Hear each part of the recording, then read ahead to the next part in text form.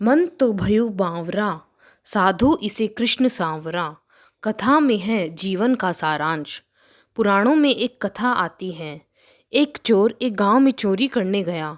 जिस घर में चोरी करने के लिए घुसा, घर के लोग जाग गए। वह भागा, घर वाले उसके पीछे भागे। शोर हुआ तो गांव के और लोग भी उसके पीछे भागने लगे। वह घबरा गया, पीछे मुड़कर देखने लगा कि लोग कहाँ तक उसके पीछे हैं। ऐसे में चोर कुएं में गिर गया। कुआं बहुत गहरा था। कुएं में पीपल का एक पेड़ उगा हुआ था। उसके हाथ में एक मोटी सी टहनी आ गई। इससे वह लटक गया। खुश था, कुएं में गिरने से बच गया। किंतु यह क्या, उस टहनी के ऊपर सांप लटका दिखा। दो चूहे, एक काला एक सफेद भी, अपनी आंखें टिमटिमा रहे हैं। उस पर तभी देखता है कुएं में शहद के पत्ते से शहद टपक रहा है। सोचने लगा असली शहद है और यह ताकत भी देता है। उस चोर की हालत देखो, ऊपर नीचे भय, शहद के स्वाद की अनुभूति, किंतु मन भयभीत। सांप भी, चूहे भी और नीचे गहरा कुआं। दुनिया में रहने वाला हर इंसान की यही हालत है। काला और सफ़ेद चूहा रात दिन के प्रतीक हैं। दिन सप्ताह में, सप्ताह महीने में, महीने वर्ष में और वर्ष जीवन में बदल बदल कर यात्र करते मनुष्य को मृत्यु के करीब ले जा रहे हैं। कुआं चिंताओं का भंडार है जो कभी समाप्त नहीं होता। सर्प जीवन में भय की स्थिति, संशय, आशंका, भविष्य की चिंता और शहद दुनिया का आकर्षण जो मन को मोह में डाले रखते हैं, उसे उलझन में डाले रखता है और बावरे मन को यह प्रिय और आकर्षक लगते हैं। संसार में आने के बाद मनुष्य के सामने दो मार्ग हैं, प्रिय और श्रेष्ठ, जिन्हें कठोपनिषद में प्रेम और श्रेय मार्ग बताया गया है। यम नचिकेता से कहते हैं, अन्येच्छे छेद योन्य द्रुत्रवे प्रेयस्ते उभे नानार्थे पुरुषम सिनीतः तयोः श्रेय आदानस्य साधुर्भवति हियतेऽर्थात् उ प्रेयो वृणीते।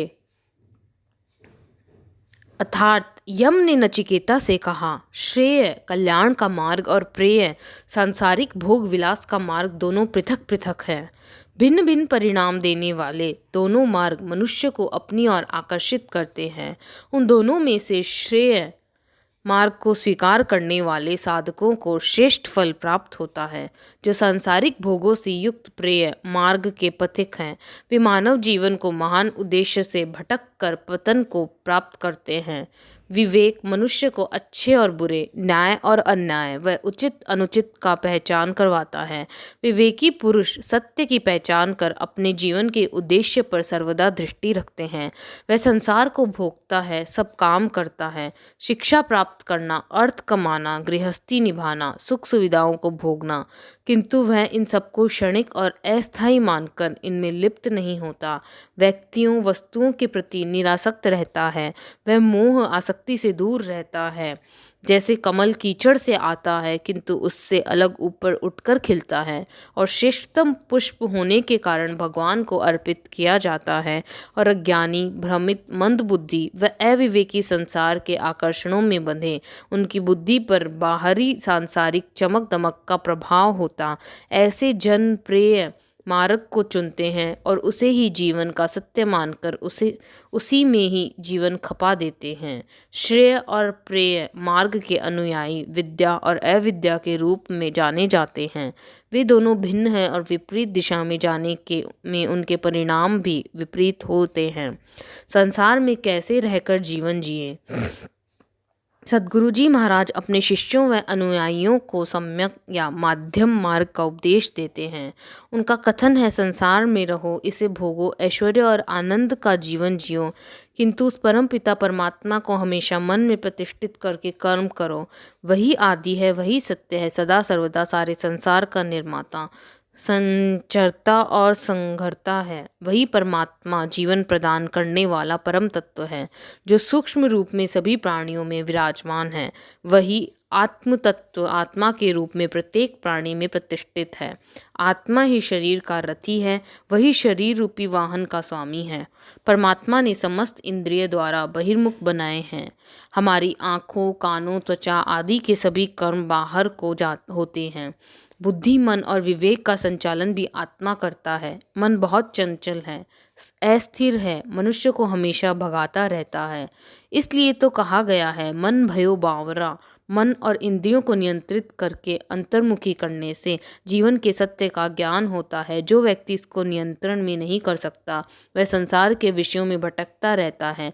उपनिषद के ऋषि का आदेश है, प्रज्ञावान व्यक्ति पहले इंद्रियों को मन में लीन करें, मन को ज्ञान स्वरूप बुद्धि में बांध लें, बुद्धि को आत्मा में विलीन करें और उस आत्मा को परमात्मा में नियोजित करें। मन काबू में ही नहीं आता। अक्सर लोग कहते हैं, यह बहुत कठिन काम है, मन काबू में ही नहीं आता, भगवान की ओर जाता ही नहीं। अगर मन लगाने का प्रयास करते हैं तो भटकता रहता है। कपड़े के एक व्यापारी थे, अच्छा कारोबार था, थोक भी परचून भी, बेटी की शादी की।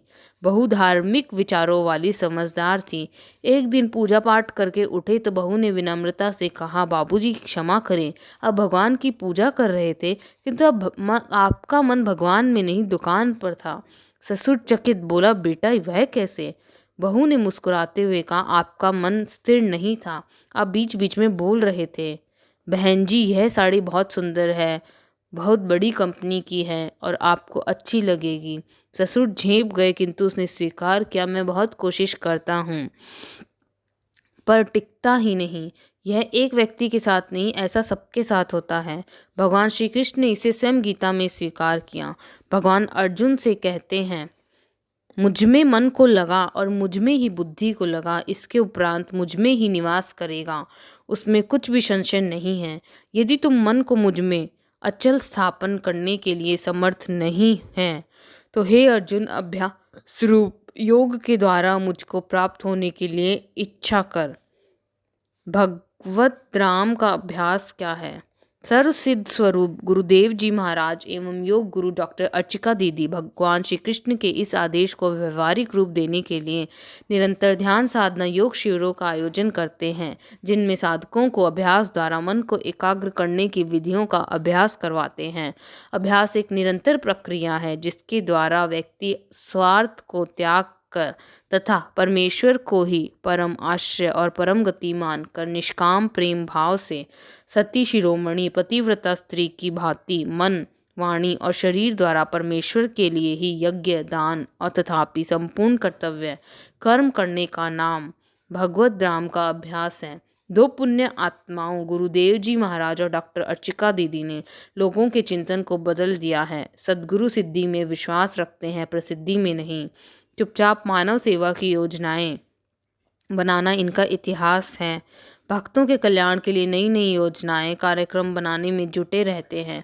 हमारे दुष्ट मन को प्रभु चरणों में जोड़ने, संसार में एकाग्रता से कार्यरत होकर सफल बनाने का प्रयास करते हैं। इससे बड़ा सौभाग्य ईश्वर की कृपा से ही मिलता है। आइए साध ले अपने मन को, फिर कोई न कहे मन भयो बावरा, अपितु सब यह कहे कि मन भयो बावरा, सांवरे कृष्ण दर्शन के लिए। धन्यवाद।